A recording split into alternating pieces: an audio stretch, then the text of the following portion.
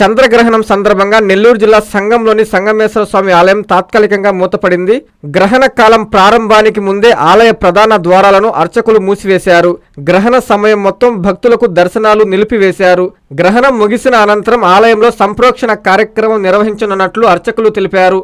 రేపు వేకువజామున శుద్ధి కార్యక్రమాల అనంతరం ఆలయాన్ని తిరిగి భక్తుల దర్శనార్థం తెరవనున్నట్లు వెల్లడించారు.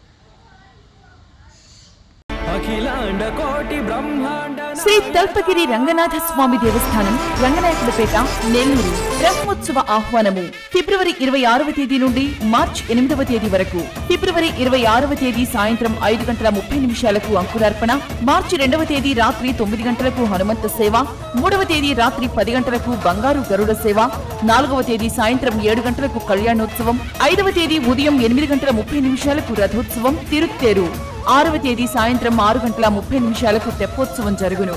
కావున భక్తులెల్లరూ విచ్చేసి శ్రీ స్వామివారిని దర్శించి తరించగలరని కోరుచున్నాము.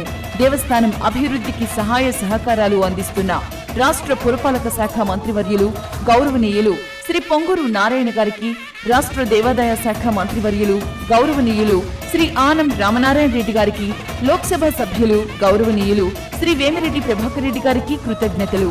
ఇట్లు ఆళ్ల శ్రీనివాసరెడ్డి, కార్యనిర్వహణ అధికారి. Hi Nilor, please subscribe to N3 TV.